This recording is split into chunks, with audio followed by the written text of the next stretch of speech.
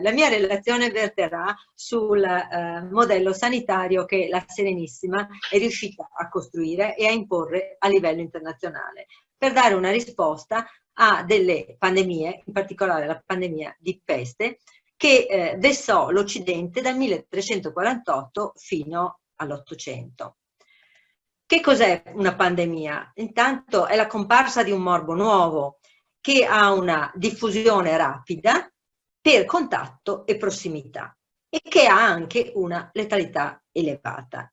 Davanti a questo morbo però c'è la più assoluta ignoranza, tant'è che noi abbiamo diverse pestilenze nella storia delle epidemie, ma non erano veramente pestilenze, cioè non c'erano a disposizione i laboratori e dunque, ad esempio, la peste di Atene, famosissima perché narrata da Tucidide, nel 430 a.C., in realtà non si trattava di peste, non era peste, bensì febbre tifoide. Come si fa a verificare quali erano le vere malattie e non la peste in generale? Beh, lo si fa dalla verifica delle relazioni dei cronisti delle epoche. Per esempio, Tucidide aveva contratto la cosiddetta peste e lo descrive e si trattava di febbre tifoide, ma anche dagli esami di ciò che resta per i paleopatologi.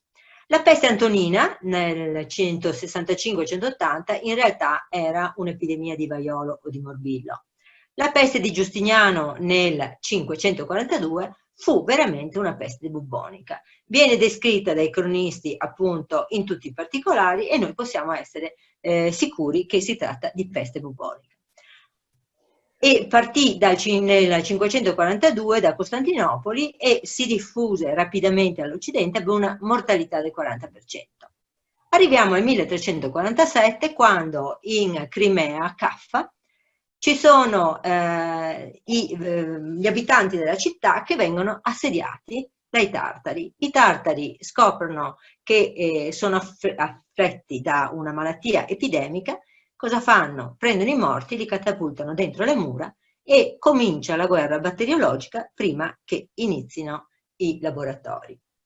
In realtà forzano l'assedio delle navi di genovesi, i quali ritornano a casa, fanno tappa a Costantinopoli e poi in altri porti e seminano la peste in tutto il Mediterraneo. Su circa 100 milioni di persone che si pensa popolassero l'Europa, bene, pare, a spanna ovviamente, che ne morirono circa 30 milioni dal 1347 al 1352. Vedete, questa è la diffusione dove il colore più intenso, la mortalità fu più alta. Bisogna precisare che la mortalità anche fu più alta laddove prevalse la complicazione della peste bubbonica, che fu soprattutto la peste polmonare, che non aveva bisogno del vettore che era il vettore tipico, cioè la Xenopsilla chaeopis, quindi la pulce, ma si trasmetteva oralmente, da uomo a uomo. A Venezia la peste arriva dalla Dalmazia, arriva e nel 1348 provoca una mortalità del 50% su circa 110.000-130.000 anime. Il computo complessivo non è chiaro. Si sa però che falcidiò addirittura la classe dirigente. Circa 70 famiglie patrizie furono sterminate. Quindi la pandemia si configura come non una aggressione ai singoli, ma come una aggressione alla collettività. La difesa della salute fu individuale, fu immediata. Quando si vede che le persone muoiono attorno, la reazione è fugge, cito, longe e tarde. Fuggi subito, vai lontano e ritorna il più tardi possibile. È la reazione che ci narra il Boccaccio nel Decameron, dei giovani che fuggono in una villa isolata di campagna. Ma la risposta deve essere una risposta collettiva, perché la reazione individuale della fuga ovviamente provoca la disgregazione sociale e mina la perpetuazione delle società. Quindi le collettività fanno subito appello a quella che è una organizzazione embrionale per rispondere alle pandemie. Si adottano misure di emergenza, fosse comuni, si liberano le città dei cadaveri.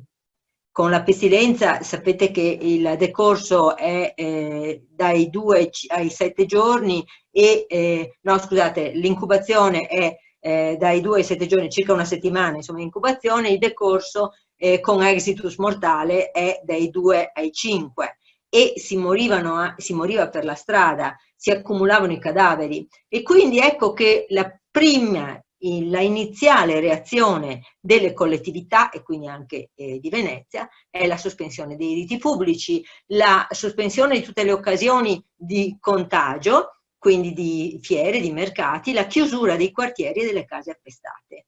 Vengono murati vivi e i poveri appestati calano dei cesti invocando che qualcuno metta del pane o comunque metta dei viveri.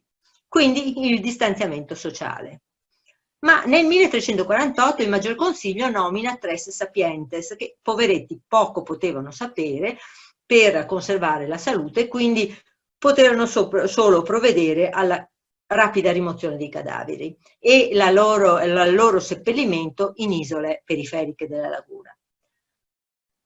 Ci sono altri esempi di isolamento preventivo. Reggio Emilia nel 1374 Bernabò Visconti fa tenere 10 giorni fuori dalle mura chi proviene dai luoghi infetti.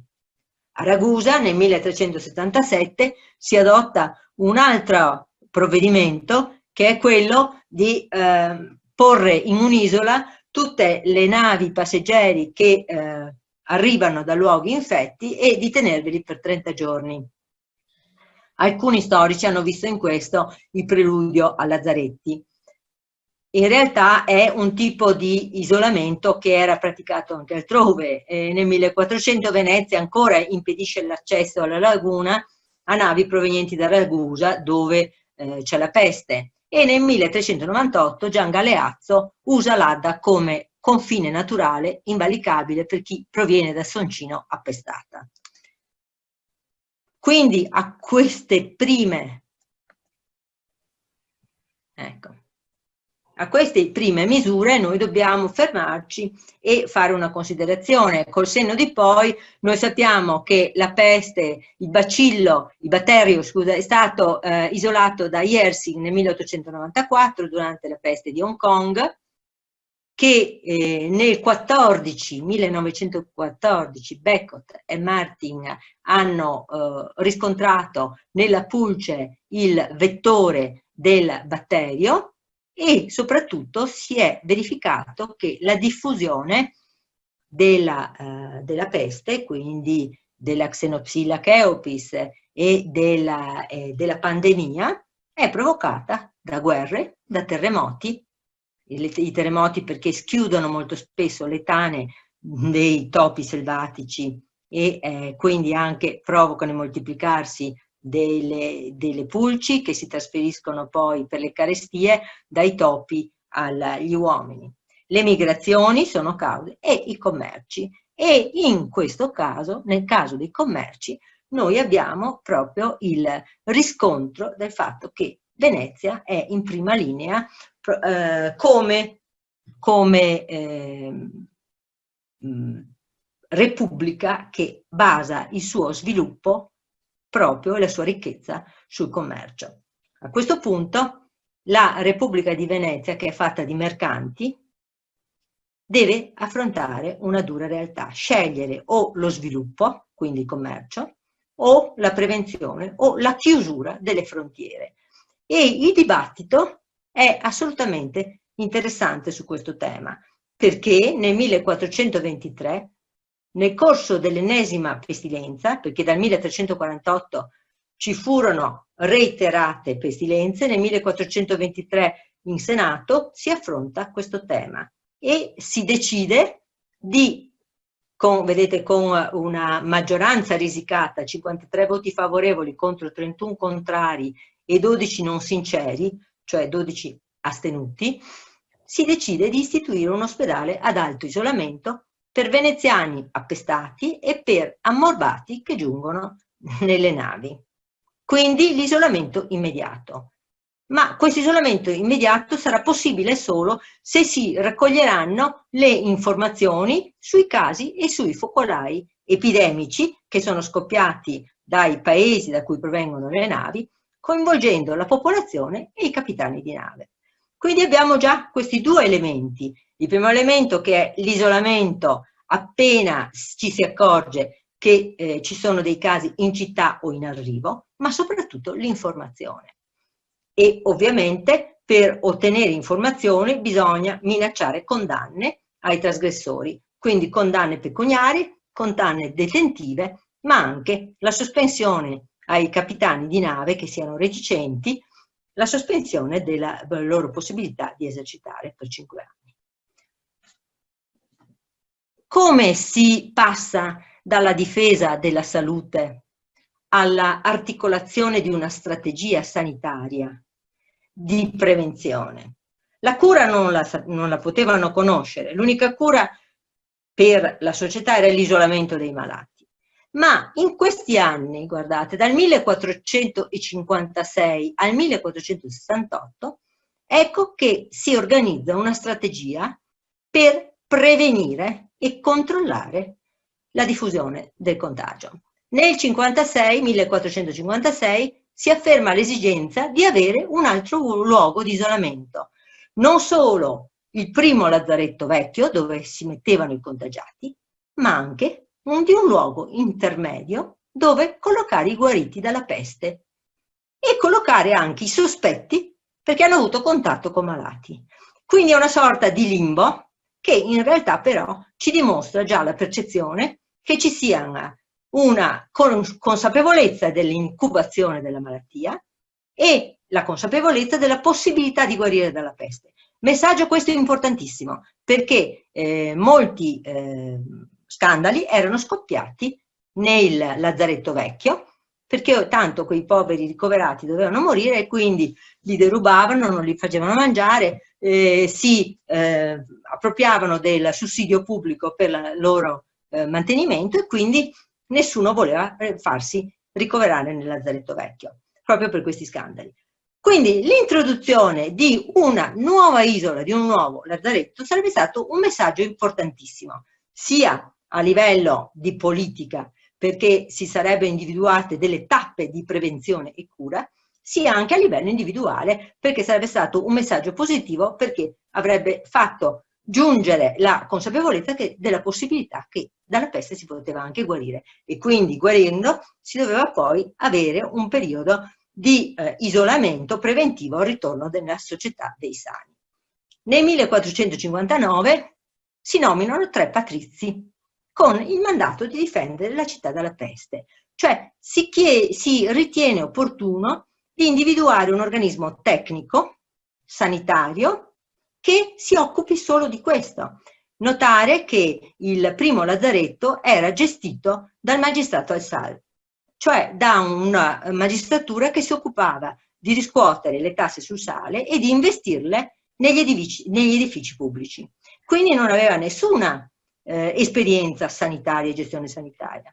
E quindi nel 1459, ecco, vedete che in Senato matura questa esigenza, però i nuovi uffici costano perché, insomma, bisogna vedere come servono, come funzioneranno. Non se ne fa nulla. Questa commissione dura poco, quando scade non viene rinnovata. E nel 1460 c'è un altro dibattito interessantissimo in Senato. 2 patrizi, Matteo Vitturi e Paolo Morosini, fanno dei conti. La peste, arrivata e entrata in città, costa in termini di perdite demografiche, ma di perdite economiche per l'isolamento, perché la peste comporta isolamento da parte di tutti gli altri stati con i quali si commercia, comporta delle perdite che sono molto più elevate che non investire in prevenzione. Siamo nel 1460. Pensate all'attualità di questo ragionamento. Non se ne fa nulla, però 8 anni dopo lunghe discussioni, ecco che si crea una nuova isola, finalmente questo lazzaretto nuovo, per le contumace, cioè per quelli che sono guariti e che devono passare un periodo di attesa prima di essere sicuramente non portatori di peste, e quelli che hanno avuto contatto con gli altri. Questa è una pianta di Venezia, di un isolario, perché Venezia è un arcipelago, del 1528. Noi vediamo il Lazzaretto Vecchio del 1423 e il Lazzaretto Nuovo nel 1468. Vi prego di notare che il Lazzaretto Vecchio è vicino al porto, che era l'unico porto navigabile allora dal quale entravano le navi, e quindi dove potevano essere scaricati subito, senza contatti con la città, gli appestati. E il Lazzaretto Nuovo è questo delle quarantene, che poi in caso di pandemia conclamata in città veniva circondato da navi, da imbarcazioni, perché non era abbastanza capace per contenere le migliaia di persone che avevano avuto contatto con appestati, e quindi ecco che si mettevano alla fonda tutto intorno al lazzaretto centinaia e centinaia di navi, e alla mattina passavano gli ufficiali di sanità per verificare se si erano conclamati dei casi di peste, e allora venivano avviati al Lazzaretto Vecchio. Mentre invece, se non si conclamavano, poi tutti questi naviganti che erano alla fonda avrebbero potuto tornare nella città dei Sani. Ma la cosa interessante è che non bastano i 2 lazzaretti, perché la politica, la strategia sanitaria richiede competenze specifiche, e quindi nel 1485 si crea un magistrato, una magistratura apposita costituita da 3 patrizi che duravano in carica 1 anno. Direte molto poco. Sì, perché questa era la ratio della politica veneziana. Quando la magistratura aveva molto potere, doveva durare poco in carica, ma la continuità, i saperi, la gestione, la ratio gestionale della magistratura era gestita dalla burocrazia, era gestita quindi dagli organismi tecnici, protomedico, protochirurgo, che consultava i collegi medici fisici di Padova e di Venezia, era gestita dai segretari, dall'avvocato fiscale, che era l'avvocato che difendeva le competenze e tutelava i campi di intervento del magistrato, da fanti armati, da guardiani, che erano quelli che avevano anche il potere di esercitare la punizione e di esercitare i controlli in laguna. Questa è la sede del Magistrato alla Sanità, distrutta da Napoleone, perché questo Magistrato alla Sanità fu temuto e conosciuto in tutta Europa, perché il Magistrato alla Sanità cominciò a monitorare tutti i porti mediterranei, a monitorare attraverso spie e consoli e corpo diplomatico tutti i possibili focolai di infezione, e quando individuava questi focolai di infezione, vi dicevo, i veneziani sono mercanti, quindi avevano costruito le loro fortune sull'osservazione delle merci, dell'oscillazione dei prezzi, della qualità di pesi di misure, e quindi così adottarono gli stessi criteri davanti alla peste, davanti alle epidemie. Il Magistrato alla Sanità, quindi, che aveva sede, vedete, in questo portale centrale del Fondaco delle Farine, perché una delle sue competenze era anche il controllo della qualità dei cibi. Viene istituito nel 1485, poi non vengono sostituiti i 3 patrizi, ma dal 1489 durerà in carica per tutto il tempo della Repubblica, cioè ovviamente per il tempo di nomina di 12 mesi, e non potevano, dovevano andare in contumacia, cioè non potevano essere rinnovati sempre gli stessi patrizi. L'incarico era gratuito. Quando viene istituito il Magistrato alla Sanità, vengono portate le spoglie di San Rocco a Venezia, trafugate dalla chiesa di Sant'Enrico di Voghera, perché come avevano avuto bisogno i veneziani di San Marco per farsi eredi del proselitismo di Marco, quindi di un evangelista, così nel momento in cui intraprendono questa organizzazione sanitaria, diciamo, hanno bisogno di un veicolo di informazione, di un'icona. Quindi prendono un santo forestiero di ignote origini, che però era comparso lungo la via Francigena e lungo le maggiori vie di comunicazione, cioè c'era questo pellegrino che mostrava, indicava i segni della peste. Bene, il magistrato della sanità lo assume come emblema della sua campagna di informazione sanitaria per dimostrare quali sono i segni della peste e quali sono le etiche di comportamento del buon cittadino e del buon cristiano. Isolarsi, come fece San Rocco nel bosco, dove un cane, quindi la Repubblica, lo avrebbe alimentato con le risorse anche della carità privata. Quello che vedete spuntare dietro al cane è il proprietario ignaro che il cane portasse la fonte di sostentamento a Rocco, ma e quindi noi abbiamo un messaggio chiarissimo. Rocco si isola perché scopre di avere un male, non vuole nuocere al prossimo, il cane lo alimenta con il pane della carità privata che poi scoprirà Rocco e quindi lo alimenterà direttamente.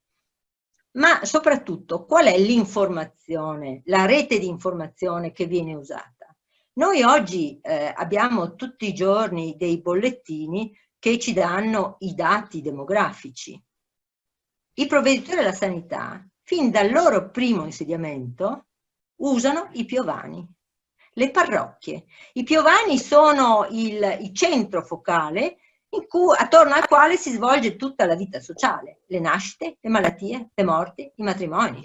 Quindi il piovano deve essere costretto a comunicare giornalmente tutti i malati, tutti i nuovi arrivi, quindi anche i mendicanti, e soprattutto tutti i morti. Questo è un sistema di rilevazione che lascia tracce, perché noi abbiamo registri di necrologi dal 1500 fino alla fine della Repubblica. Ma altre informazioni vengono recuperate nelle città e nelle vie attraverso le bocche delle denunce. Questa, vedete, proprio contro la sanità, denunce contro la sanità.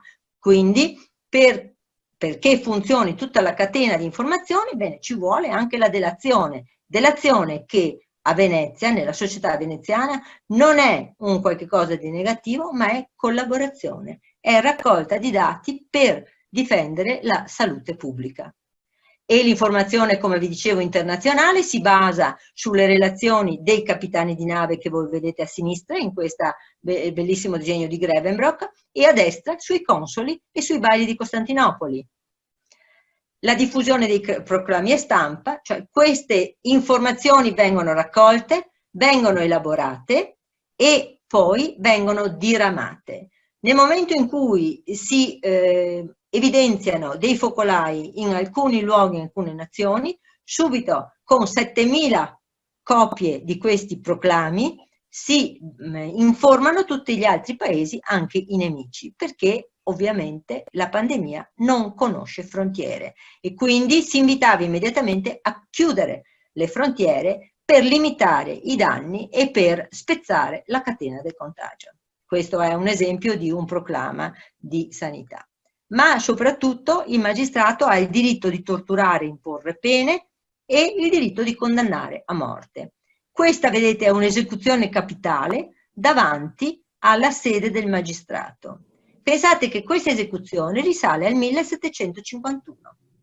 Nel 1751 Venezia non aveva più la peste da 130 anni, non era più entrata. Eppure adotta questa esecuzione esemplare perché questo Lorenzoni, Francesco Lorenzoni, era un falegname che era andato per mettere a posto delle stanze nel lazzaretto vecchio. Bene, pensa di fare un po' più di denaro portando fuori delle balle di seta, 14 balle di seta, con l'aiuto di un suo aiutante.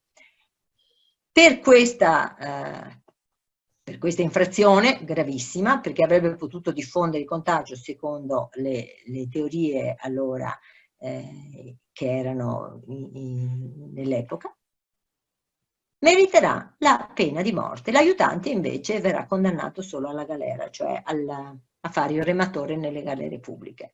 Ma questa punizione esemplare è importante perché sancisce l'importanza dei cordoni sanitari. I cordoni sanitari, vedete, erano fondamentali, tant'è che il magistrato sanità poteva condannare per questi reati contro la salute, ma soprattutto comandare a tutti i capitani di tutte le magistrature, quindi anche a tutte le barche che giravano in laguna, a tutti coloro che dovevano riscuotere i dazi e quindi a tutti gli ufficiali. Aveva caselli e restelli di sanità, posti di blocco anche sulle vie di terra, oltre che sulle vie d'acqua. La mortalità delle ultime due grandi pesti dell'epoca moderna è molto elevata. Nel 1576, vedete, abbiamo il 25% su 180.000 abitanti e sono due défaillance della Repubblica. Nel 1576, anche a causa di due professori dell'Università di Padova che vengono interpellati e che sono così, dicono che non c'è peste, non riconoscono la peste, contrariamente a quanto invece affermato dal protomedico e magistrato della sanità. Bene, ci sono degli indugi, la pestilenza scoppia. Però diciamo che i professori dell'Università di Padova erano stati molto sensibili anche a quella che era la tendenza politica. I veneziani non volevano chiudersi e quindi dichiarare la peste in città proprio per motivi economici. Era un periodo difficile in cui stavano riprendendo alla grande con i commerci marittimi e questa è stata una grande batosta. La peste del 1630 invece è una défaillance dovuta al fatto che vi sono degli interessi diplomatici. Arriva l'ambasciatore da Mantova, il marchese de Strigis, non vogliono metterlo nel lazzaretto e fanno acconciare l'isola di San Clemente. Bene, il falegname che acconcerà l'isola di San Clemente poi ritorna a Castello e da lì si diffonde una delle più terribili pestilenze dell'epoca moderna. Bene, dopo questo 1630 ci si rende conto che i cordoni sanitari sono fondamentali, l'impenetrabilità della laguna deve essere controllata e deve essere difesa e la peste non tornerà più in città, nella città di Venezia. Quindi vedete i cordoni sanitari sono costituiti dalla laguna con tutte le barche di armati, non solo del magistrato della sanità, ma al servizio del magistrato della sanità, quindi per proprio evitare che venissero fatti uscire merci e passeggeri. Un altro cordone sanitario era nel Golfo di Venezia, l'Adriatico era chiamato Golfo di Venezia perché non vi era nave che entrasse dal canale d'Otranto che non dovesse esibire le fedi e le patenti di sanità. Ecco, a sinistra voi vedete una patente di sanità. Venezia all'inizio nel 500 fu sbeffeggiata perché aveva introdotto le fedi, cioè i certificati di provenienza e di sanità dei singoli e le patenti per le navi. Però alla fine anche gli altri stati furono costretti ad adottare delle certificazioni che contemplassero e che evidenziassero la tracciabilità dei convogli, delle navi, delle persone, dei singoli passeggeri. Bene, le ultime pestilenze, guardate, europee sono recenti. Abbiamo Londra, abbiamo Vienna 1679, Marsiglia, Debrecen fu addirittura devastata al 45%, Messina, Reggio, Mosca. A Venezia la peste non torna più dal 1630, proprio grazie ai suoi cordoni sanitari per terra e per acqua. Pensate che in Dalmazia dal 1716 al 1845 la peste tornò per 15 volte e la Dalmazia era molto prossima a Venezia perché tutti i convogli dal Levante si imbarcavano a Spalato, ad esempio. Questo è un grafico che dimostra come nelle città vicine a Venezia come Milano, la peste del 1630, guardate, fece una mortalità più alta, più elevata di quella di Venezia, che pure era più popolosa. Napoli poi nel 1656 ebbe una mortalità devastante su una popolazione popolosissima di circa 300.000 abitanti, circa la metà morirono. E queste sono le ultime pestilenze, quindi ecco qua. L'ultima slide è questa certificazione del fatto che Venezia fu un modello internazionale. Nel 1721 Venezia era in piena ormai decadenza politica, eppure il console d'Olanda chiede informazioni su come sia la sua organizzazione sanitaria e risponde l'avvocato fiscale del magistrato, vedendo, e qui vorrei che tu lo vedessi questo, l'organizzazione politica interna si basa sul controllo della qualità dei cibi, la rimozione dall'abitato delle lordure, cioè di tutto ciò che produce odori cattivi, una situazione igienica diciamo precaria, la cacciata dei questuanti forestieri e l'assistenza dei questuanti nativi, la registrazione giornaliera di tutte le morti e l'esame autoptico di quelle sospette. Questo dal 1716 era invalso. Ma soprattutto nella politica internazionale noi abbiamo la tracciabilità, la contumacia, quanto vi ho già detto. Cosa interessante è che il motto della Serenissima, della sua politica sanitaria, è guardarsi da chi non si guarda, perché le province ottomane avevano sempre endemica la pestilenza e quindi tutto ciò che proveniva dalle province ottomane, poiché non adottavano nessuna misura di salvaguardia, di isolamento, ecco che erano pericolose. Quindi, concludo, se non si conosce la storia si è condannati a riviverla. Sarebbe bastato voltarsi un po' indietro quando abbiamo visto gli ospedali con 10.000 posti in Cina e forse applicare qualche misura, guardarsi da chi non si guarda, e avremmo anche evitato tanti danni. Grazie.